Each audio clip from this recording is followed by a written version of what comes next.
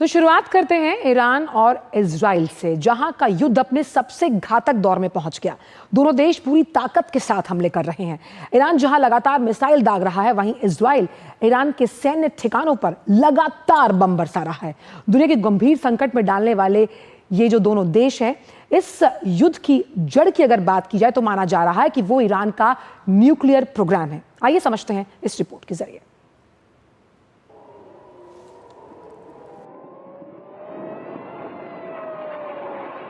संघर्ष के चौथे दिन न तो ईरान पीछे हटने को तैयार है, न ही इजराइल अपने कदम खींचने को राजी है, बल्कि पिछले 2 दिनों से ईरान की सेना ने इजरायली हमले का हर मोर्चे पर करारा जवाब दिया है। सोमवार तगड़े ईरान ने फिर इजराइल पर मिसाइलों की बौछार कर दी। इस दौरान पूरे देश में सायरन बजते सुनाई दिए।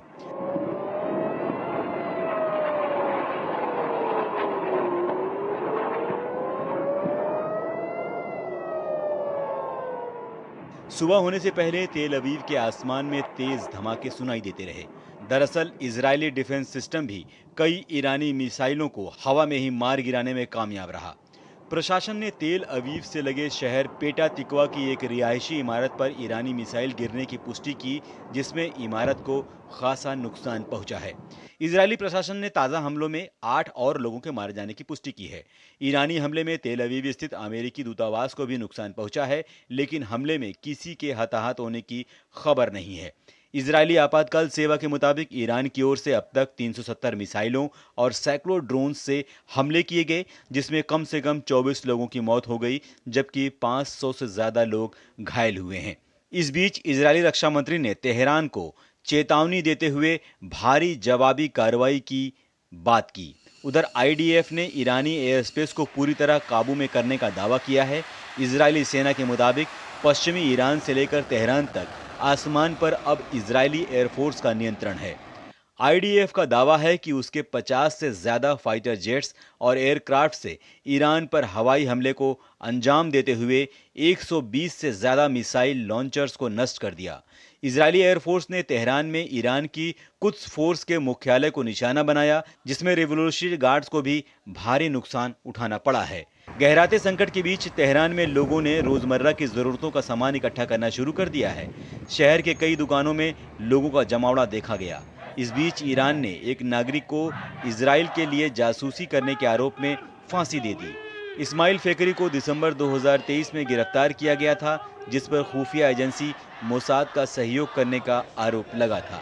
बहरहाल ईरान पर ताबड़तोड़ इजरायली हमलों में परमाणु स्थलों को भी नुकसान पहुंचने की आशंका जताई जा रही है, लेकिन आईएईए प्रमुख ने कहा कि हमले के बाद परमाणु स्थलों पर नुकसान का कोई संकेत नहीं दिखाई दिया है। ग्रॉसी के मुताबिक हालांकि नतांज में बिजली के बुनियादी ढांचे को क्षति पहुंची है और बिजली की कमी से वहां के सेंट्रीफ्यूज के नष्ट होने की आशंका बनी हुई है, लेकिन नतांज के बाहर रेडियोधर्मिता का स्तर अपरिवर्तित और सामान्य बना हुआ है।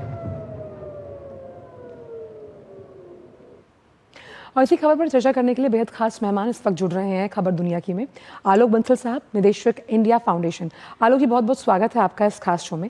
पहला सवाल मेरा यही है कि जिस तरह से ईरान और इजराइल के बीच ये संघर्ष अपने चरम पर पहुंच रहा है, पश्चिम एशिया में शांति भंग हो रही है, कब तक थमने के आसार इसे समझते हैं आप? देखिए, अभी जैसे हालात लग रहे हैं, अगर कोई बाहरी शक्ति इसमें हस्तक्षेप नहीं करती और दोनों के बीच में मध्यस्थता नहीं करती है, तो मुझे नहीं लगता कि ये युद्ध जल्दी समाप्त होगा, क्योंकि ना इजराइल अपने हमलों में कोई कमी कर रहा है, ना ईरान उसके प्रतिकार में कोई कमी कर रहा है। जो एकमात्र संभावना है वो यही है कि अमेरिका या कोई अन्य पश्चिमी राष्ट्र इसमें मध्यस्थता करे और दोनों को बोले कि वो युद्ध रोकें। अन्यथा ऐसा लग रहा है कि ये युद्ध चलता ही रहेगा, और क्योंकि इजराइल तकनीकी रूप से ज्यादा सक्षम है और उसने ईरान की वायुसेना के ऊपर अपना प्रभुत्व जमा रखा है, उसके हवाई हमले चलते रहेंगे, लेकिन दूसरी तरफ ईरान एक बहुत बड़ा राष्ट्र है और उसके मिसाइल हमले भी चलते रहेंगे।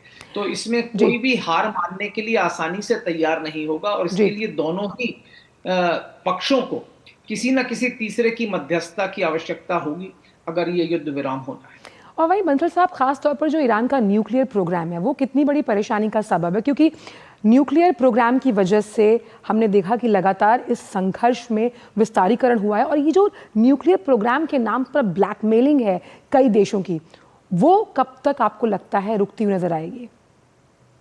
देखिए, इसको समझना चाहिए कि ईरान जो है न्यूक्लियर नॉन प्रोलिफरेशन ट्रीटी, जैसे परमाणु अप्रसार संधि कहते हैं, उसका सदस्य है जी। और वो उसके जो परमाणु कार्यक्रम है उसके ऊपर कई बार प्रश्न चिन्ह उठे कि उसका जो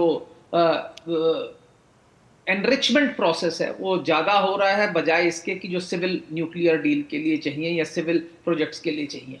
राष्ट्रपति ओबामा के कार्यकाल में ईरान और पश्चिमी राष्ट्रों के बीच में एक समझौता हुआ था जिसके अंतर्गत ये निर्णय लिया गया था कि ईरान जो है, ईरान के जो जितने भी परमाणु संयंत्र हैं वो IAEA के सुपरविजन के अंतर्गत आएंगे और ईरान एक लिमिट तक जो है एनरिचमेंट कर सकता है, उससे ज्यादा नहीं कर सकता। राष्ट्रपति ट्रंप ने अपने पिछले कार्यकाल में इसको समाप्त कर दिया और उसके बाद से ये चल रही है।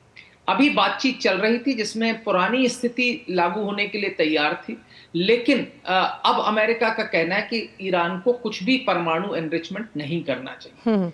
इजराइल का मानना है कि ईरान एक ऐसे दौर पे पहुंच गया है जहां वो परमाणु बम बनाने वाला है और अगर ईरान परमाणु बम बनाता है तो वो इजराइल की संप्रभुता के लिए खतरा है और इसलिए उन्होंने उस पर हमला किया। तो जो भी हमले किए गए वो परमाणु संयंत्र जहां पे स्थापित है ईरान के, वहां पे किए गए और उनके कई महत्वपूर्ण जो प्लांट्स थे उनको डिस्ट्रॉय किया गया। लेकिन जैसा कि आपने बताया कि IAEA के अनुसार जो है रेडिएशन लेवल में कोई फर्क नहीं हुआ है, तो इससे ये बात साफ है कि मतलब परमाणु संयंत्र को पूरी तरह से कोई खतरा नहीं हुआ है। लेकिन हाँ, बंसल साहब, इसमें वॉर लाइक सिचुएशन जब भी होती है, जब हमने रूस और यूक्रेन के उस युद्ध को भी देखा है, तो इन्फॉर्मेशन जो छनकर आती है वो कितनी सही है, कितनी तथ्यात्मक है, इस पर भी बहुत बड़ा सवालिया निशान होता है। और ऐसे में लगातार जिस तरह से ट्रंप मध्यस्थता करने का दावा कर रहे हैं, लेकिन एक इल्जाम उन पर यह भी है कि लगातार वो इजराइल का साथ दे रहे हैं, तो ऐसे में मध्यस्थता की उम्मीद किन देशों से की जा सकती है? और अगर ये टेंशन आगे बढ़ता है तो कौन सा देश यानी इजराइल के समक्ष खड़ा होगा या फिर ईरान के साथ? देखिए, इसको समझना चाहिए, राष्ट्रपति ट्रंप की जो पॉलिसीज हैं वो बहुत ही मुश्किल है। वो फ्लिप फ्लॉप करने के लिए, अपनी नीतियों में बड़ी शीघ्रता से परिवर्तन करने के लिए काफी हम उनको जानते रहे हैं। तो उन्होंने पहले बोला कि हमें नहीं पता था, वो ईरान के साथ समझौता करना चाह रहे थे और फिर उसके बाद हमला हुआ, उन्होंने कहा हमें बताया गया था। उसके बाद पहले उन्होंने ईरान को धमकी दी कि ये शायद आपकी आखिरी चांस है, इससे पहले कुछ भी नहीं बचे, आप समझौता कर लो और डील कर लो। लेकिन अब उस तरीके के, तो अमेरिका की निष्पक्षता पे प्रश्न चिन्ह अवश्य है। लेकिन जैसे अन्य यूरोपीय राष्ट्र हैं, विशेषकर फ्रांस हो गया, ब्रिटेन हो गया, इनका जो नजरिया है इस युद्ध के प्रति वो काफी हद तक निष्पक्ष है। तो हो सकता है अगर इनमें से कोई भी कोशिश करे, क्योंकि इसे हमें समझना चाहिए कि इस वक्त दोनों ही राष्ट्र चाहेंगे कि युद्ध विराम हो जाए, लेकिन कोई अपनी तरफ से पहल नहीं करना चाहेगा क्योंकि वो कमजोर नहीं दिखना चाहेगा।